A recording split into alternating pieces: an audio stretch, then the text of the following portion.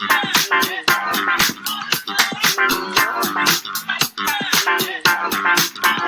right, man, here we go. Week 11, Minion's Opinions. We came off a great week, 6-2, taking the Bills. Wasn't the outcome we wanted, obviously, from the Bills, but we'll get into that in a second. Wait, let's stop there for a second. This, because I mentioned to a couple people, this team is why you need to subscribe and like, because that was a kicker. So a lot of people jumped in. Too late? Too late. You jumped in on, you jumped in on Sunday. Sorry. Yeah, you got to subscribe to the YouTube channel. You get an immediate update. So players that were on me, they knew, because part of that play was getting that 4, bringing it to, or the 3, bringing it to a +4. If you remember on the podcast, we mentioned that's because Allen wasn't known, and it could have been a bonus. If Allen is in, we're sitting pretty, and sure enough, it was. For those of you, you got screwed when you waited until the next day. Allen was then confirmed. It was 6.5. I still would have endorsed it. They should have won the game. Yep. But again, that's why play when I play. Put the money in the best. There's a method to this madness. You got to follow it, okay? All right, good point. Yeah. But yeah, we did go 6-2. Yeah, for sure. Those that got in early went 6-2. Mm-hmm. We're at 41, 28-1 for the year. That's a 59% winning record. That's pretty better than pro. Pretty good. Pro is 55, 56%. And remember, team, this is coming off the 5-10 start. So think of that. Like We've been on a bit of a heater. 36 and 17 or something. So yeah, and this is really, really great. 10 of 11 of the pick of the weeks have hit. So that's a 91% clip. So if y'all are even just hanging out for the pick of the week, you should be making money. Yeah. Tease it with whatever you guys prefer. But 10 of 11. And not only that, this is where teasers are really important from now on, because now lines are so bloody sharp. Vegas knows these teams really well. You won't find much value, so they expect these games to be exactly around that spread. So when you're getting 7 points, whether you go either way, that often it's very close to what the spreads are going to be. So further on, as when the lines are this sharp, it favors us or favors those that are going to do teasers. Nice. All right, man, let's talk about that game, though. So we picked Buffalo across the board last week. Mm-hmm. Hit our tease, but, man, what a friggin' letdown from an actual game perspective. Like, we love this team. Yeah. I had, 6 heart attacks, lost a few years off my life for sure. We had that game won 3 different times. It looked like a blowout at one point. Obviously, there was that fiasco in the end zone where we fumbled it and essentially went down for 3 points and had to go back down the field to get it into overtime. And then the costly pick, obviously, by Allen at the end. But let's jump into it, man. What did you see there? First of all, again, more lucky Vikings bullshit. Actually, I saw a great article this week that they are the second worst 8-1 team of 100 teams in the last 50 years that have been reported. But you got to give them credit, though. They stuck around. But they were given it. Their point differential is the second worst going. They have a horrible record. Hey, that was Buffalo's game. They screwed up. They lost it. Between the Allen picks. But that Justin Jefferson, let's get real. The people saying that was the catch. I thought the Diggs catch was better. That was a pure one-handed, unassisted, stuck to it. If we didn't have such an idiot, this Cam Lewis playing his first game, looking for a pick. This guy was crying in the locker room after because he felt so bad. Instead of knocking a ball away, again, this is coaching 101. Why the hell is this guy even trying to catch the ball? Because even if he did catch the ball, a team is getting that ball back where it is instead of having 30 yards up. On a 4th and 18 team, whenever you have the chance of making a pick and going down, you always bat the ball down because you're getting it at forward. For sure. I'm a glass half full guy, though. I do see it as, hey, this happened halfway through the season. It's situational football. If that does happen again, you better damn well believe that guy is punching the hell out of that ball. But this is it. Yeah. The Bills, I have bets with friends now. I really believe this is the Hail Murray moment, the defining moment. We saw Von Miller come out this week laughing about, I hope you guys all put us down or whatever. Yep. This is it. I think the Bills win out. I think the only game that they lose might be the last game, the New England game, because they're resting starters. Guys, follow the money. You always follow the money in this game. Who knows them more? And why are the Bills still the Super Bowl favorite? They are still the betting Super Bowl favorite at 3.5 to 1. 3.5 to 1. Yeah. So Vegas knows it goes. What's it right now? Buffalo, Kansas City. Kansas City is still 2 or 3 to 1 past Buffalo. So they are still expecting this Bills team to show up. Follow the money. Yeah, their defense has been battered up.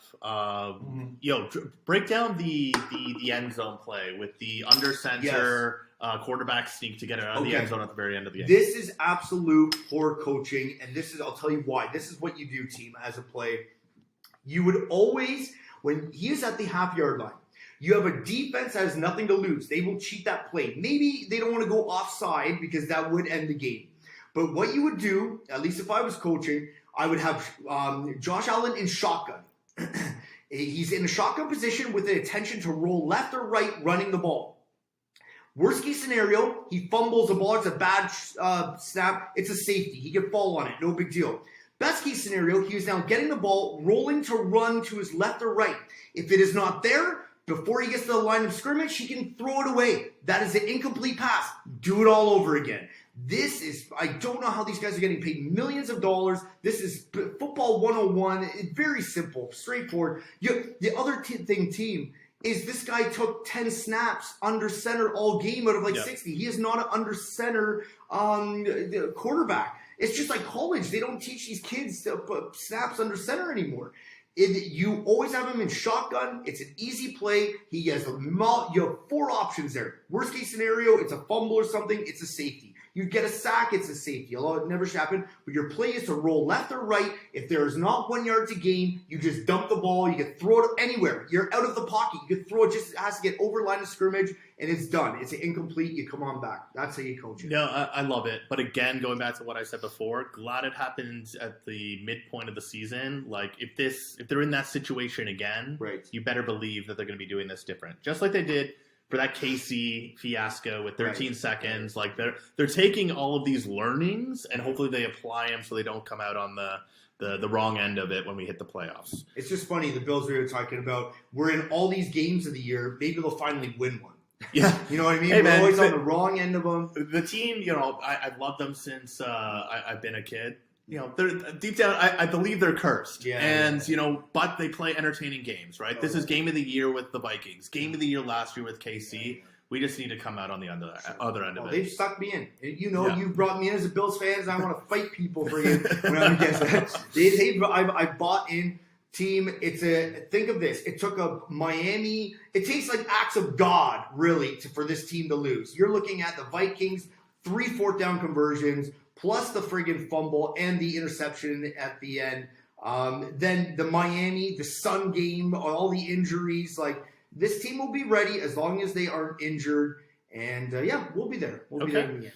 Awesome. Well, let's get into the picks. So, Minion's Opinions, Week 11, Play of the Week. We're rolling with those Bills. And why do you love it, Minion? Right back with it. This is it. Yeah. Like I said, this is the Hail Murray. I actually love it and was a little bit nervous before the snow. If you don't know, team, the game was off the board. It's come back on. They moved this game to a neutral site in Detroit. They're expecting a lot of snow in Buffalo. I believe this under a dome. Under a dome. I believe this is a track meet. Let's look at other dome games they've played.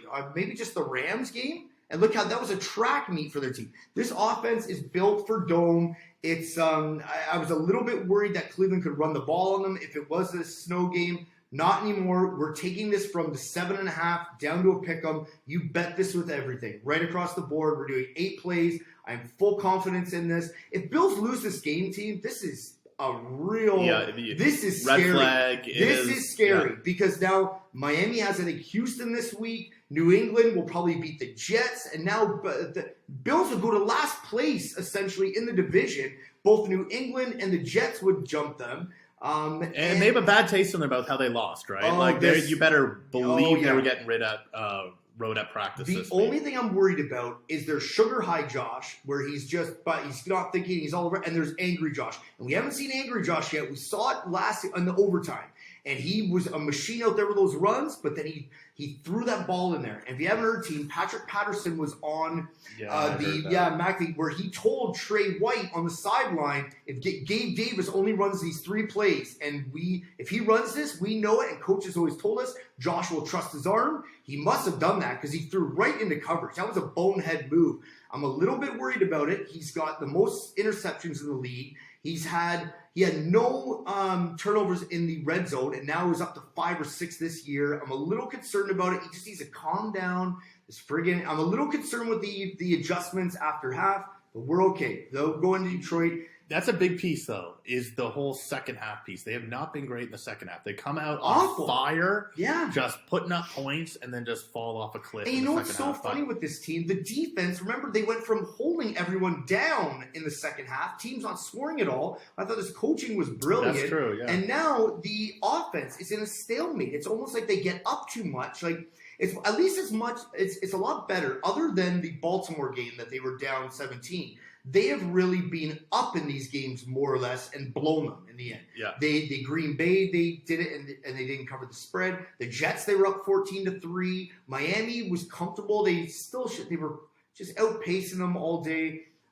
It's better than I'd be a little bit concerned if they were constantly trailing every game. We're okay. It'll be all right. Yeah. All right. Well, we're rolling with it. Yeah. This is play of the week. Yeah. Just win, baby, Just is win. what it's all about. Yeah. So it's we're bringing it up to a pick-em. Yeah. And what are we pairing it with, Ben? Okay, tonight we have Tennessee. Love Tennessee from the 3 to the 10. This also would have been my play of the week. Just can't have two of them. If you like this, I love this game. Green Bay, I find, is a fraud team. That Dallas more so blew it than Green Bay won it. Dallas ran the ball effectively on them. As long as Tennessee sticks to this, it should be a low-scoring game. Tennessee will keep within the 10 points. Take the better team. I even trust it if you want to do the 3 or the 3.5. Bills in Tennessee. We're doing Bills in New England. New England's at home to the Jets. For some reason, New England always beats this team. They went into the Jets and beat their ass a lot earlier this year. Belichick is good with rookie quarterbacks. He, some reason, had the Jets number. I like it there. Bills and Colts. The Colts are playing probably an angry Philadelphia team. They were getting 14 with Indy. I like this Jeff Saturday story. I think they run the ball. If you kind of look at Philly's schedule, did they put Matt Ryan back in? They did. They did, and the guy goes off for his best run ever. They put up tons of yards. A weird situation there, eh? I kind of feel for Frank Reich. Why did they bench Ryan there and then they put in the kid and then he goes right back in? It's strange. Taylor's back. I think this Colts team, they're still in it. As bad as they've been, they are actually still in it, and they're in their division. They're a couple. What are they? 4-5 or 5-5. They're close.